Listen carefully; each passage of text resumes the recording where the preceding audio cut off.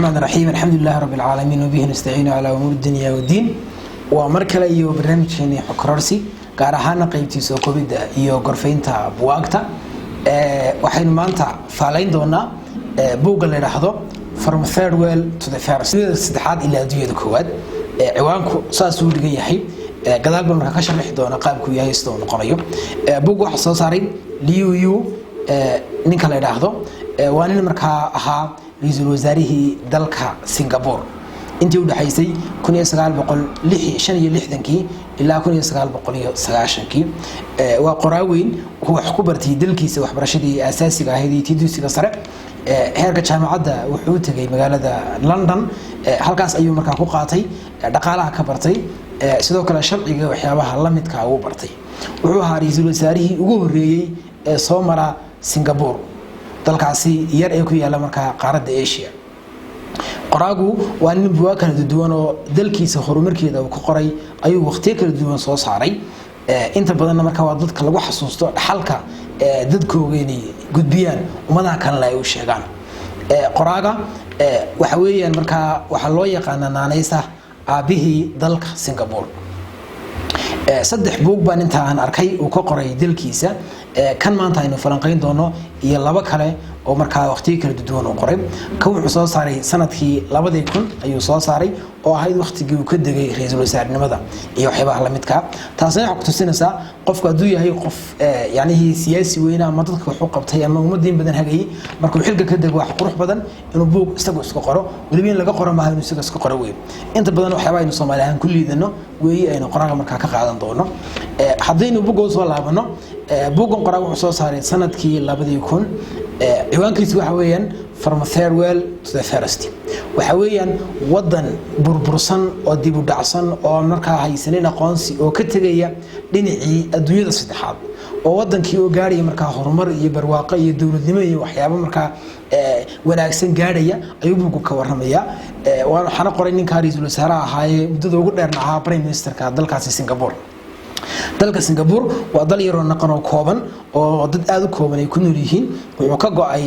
waqtiyadaasi dhowr 60kii dalka loo yaqaan Malaysia oo dad aad u weyn gobol kamida ayuu ahaa dalkaasina uu ka go'ay wuxuu markaa ninkan aasaasay xisbi markaa halka ka jiray oo waqtigaas markaa la sameeyay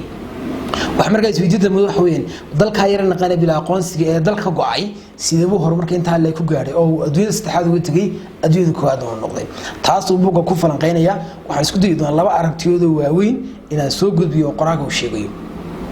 marka koowaad qoraagu wuxuu ka jawaabayaa dalka Singapore muxuu arintaasi ku gaaray maadaama uu yahay aabihii waxa horumar ka dambeeyay dalka Malaysia wuxuu leeyahay nin la yiraahdo Mahathir Mohamad oo la yiraahdo aabihii Malaysia ama waa ninkii horumarka keenay ama waa ninkii waqti badan maamulayay marka waa kala duwan ka qoray kana waa sidoo kale way marka Liu marka wuxuu leeyahay laba arrimood oo ugu waaweyn qodobka koowaad soo qaadana wax weeyaan qaybta koowaad ka waramaya wuxuu leeyahay dalkayga markii aanu ka go'nay dalkaasi waxaanu ilaalinay xuquuqda bini'aadanka si fiican halka u fiirso waxaanu ilaalinay xuquuqda bini'aadanka xuquuqda bini'aadanka ee asaaska ahayd hadii ay tahay cadaaladda hadii ay tahay wada lahaanshaha hadii ay tahay cabirida fikradaha hadii ay tahay marka dalka oo khayraadkiisa loo sinaado hadii ay tahay marka wax kasto asaasa taas ayaanu markii koowaad aanu ka go'nay Malaysia arintaas aan bilownay qodobka koowaad qoraagu leeyahay marka arinta markaanu ilaalinay si wanaagsan aanu u waxaynay ayaanu gudagalnay waxyaabaha kale asaaska dawladnimada hadii qodobada aynu sheegnay la helo dalka loo wada leeyahay dadka markaa nidaam ka jiro dadku cadaalad ka jirto hadii arrimaha noocaas la helo waa arrimaha dawladnimada asaaska u ah waa arrimaha sheegaya meeshaas in dawlad ka jirto meeshaas inay kala dambi ka jirto meeshaas in dadku kala socon karaan meeshaas inay tahay meel la wada leeyahay horumarna markaa u socoto qoraagu wuxuu leeyahay marka maadaama dalkii uu hadal aan la qoonsanayn dalka soo gaay dal weyn oo gobol yar oo naqana waxaanu isku daynay inaanu ilaalino xuquuqda bini'aadanka haday tahay fikrad cabirida iyo haday tahay marka waxyaabaha asaasiga aanu sheegnay qodobka markay ka soo dhalaaleen iyagu gudahooga hagaajiyeen qodobkaas marka wuxuu noqonayaa gudihii markay qodobka hagaajiyeen gudaha qaybta labaad qoraagu galaya qaybta labaad wuxuu leeyahay waxaanu isku daynay inaanu xiriir la sameeyno gobolada iyo dalalka kale caalamka oo fiirso waxaanu isku daynay in wasaaradii arrimaha dibadda balaarino oo aanu xiriir la yeelano wadamada Japan wadamadii kale aanu jaarka ahayn iyo cid kasta aanu gaaranay aanu markaa galaangal la sameeyno aanu isku dayno markaa inaanu hayno laakiin qoraal muddo tilmaamaya wuxuu leeyahay qodobada in caalamka lala macaamilo ma suurta gali karaan aqli gal ma aha ma dhaqan gali karaan ilaa iyo qodobka koowaad la ilaaliyo oo dalka gudihiisa in la hagaajiyo ay kamid tahay cadaaladii iyo ilaaliyo xuquuqda bini'aadanka ee dadka meesha ku nool qoraal markaa wuxuu leeyahay waxaanu isku daynay inaanu horumar la sameeyno wadamada jaarka aan la ganacsano aanu booqano aanu soo booqdaan aanu xiriir markaa mid dibadeed iyo mid kale aanu sameeyno qoraal markaa wuxuu ku doodayay uu leeyahay hataa xiriir waxay la sameeyeen dalkii ay ka go'een waqtiyo kadib oo kooban dalkii ay ka go'een Malaysia oo gobol kamid ah waqtiga ahaayeen ay isku dayeen xiriir galaangal nooc kasta ha ahaadeen la sameeyeen qoraal markaa wuxuu tilmaamay uu leeyahay xiriir baanu la yeelnay wadamadii caalamka kay doonta hatta Malaysia oo markaa colahayn oo aan ka soo go'nay ayaanu xiriir la yeelnay taasina waxa ku tusinaysaa dimuqraadiyadda iyo dawlad wanaagga sida wadankaas u garanayay hadda dalka Singapore waxa lagu xantahay inuu yahay wadamada caalamka ugu horeeya waa dal kooban oo naqon dad aad u yar ku nool yihiin dhul aad u yarna leh laakiin khayraadka waa hadda haysto iyo dadkiisu inta ay bishii qaataan qofka u soo dhacda mareyn meeyst wadamada horumarka lagu majiirto inta badan loo soo qaato marka tusaalayaasha dawladnimada iyo waxyaabaha la midka isku tashiga dadka lagu gaarsiiyo iyo waxyaabaha la soo qaato waxay suudiinta badan marka buug labada arkiyood baa wax ku gudbinayo waana buug aad u balaaran arrimaha noocaas marka saa u falanqeynaya maxaan buug ka qaadanaa inaga taariikhda badan iyo waxyaabaha inaga geeyay laakiin factabiru ya ulabsaan yani Singapore maanta waxaan oran karnaa kama weyno Somaliland hadana ka yareynba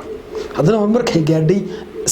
Somaliland intay jirtay dalkaas intuu gaaray iskuma dhigmaan waxay kala yihiin qof hal maalin wax ku gaaray iyo qof 20 sano wax ku gaaray iskuma dhigmaan ma qaar macquul lama aha marka waxa wanaagsan dawladnimada qaabka ay noo naqaano inuu bedelno perspectiveskiisa aanu ka yeegnana aan dib isku noqono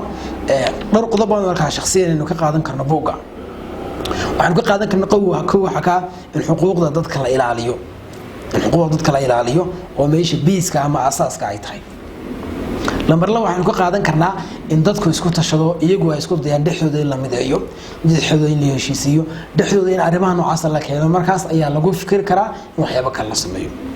waxa kale oo ka qaadanaa arrimaha guduhu ee marka hore ka muhiimsan yihiin arrimaha dibadda dalku inuu isku mashquulin arrimaha dibadda laakiin isku mashquuliyo in ka badan intaasi arrimaha gudaha hada isku mashquulsan arrimaha gudaha arrimaha dibadda oo arrimaha gudaha ka kala daadsan yihiin arinta wax ma qabsan karid waxay noqonaysaa hadhow inaad fashilanto oo dadkii gudaha ku jireen ku fashiliyaan hada dal u sheegto arrin noocaas dadkiina aynay isku waafaqsaneen oo kala duwan yihiin oo aynay isku mid baahayn waxa dhacaysa markaa adigii ku fashilantid ama dalkii fashil weyn soo gaaro marka arrimaha noocaas laga hortagayo waxa muhiimsan in arrimaha gudaha xoog la saaro halkii xoog la saari lahaa arrimaha dibadda waxaan ka qaadanaa in sharciga la ilaaliyo iyo kala dambeyntii waxyaabo dadku dhigteen waa muhiim iyadana hadii arintaas ay jirin oo dadku waxa ay dhigteen isku ogyihiin ayna ilaalin horumar lama gaariyo lama haweysanayo dalku wuxuu noqonayaa dal aan horu soconin qoraagu arrimaha noocaas ayuu ku faaleynaya labada qodob ugu muhiimsan ee soo sharaxnay intaas ayaan ku soo koobayaa intaan barnaamij kan lamid ku kulmi doono waxaan kaga tagayaa salaamu calaykum waraxmatullaahi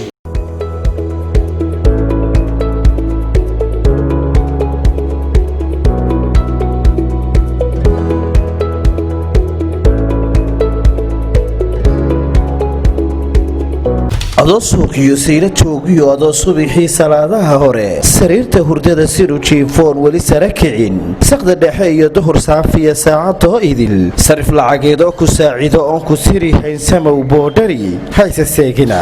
yaa salaam boodhari money exchange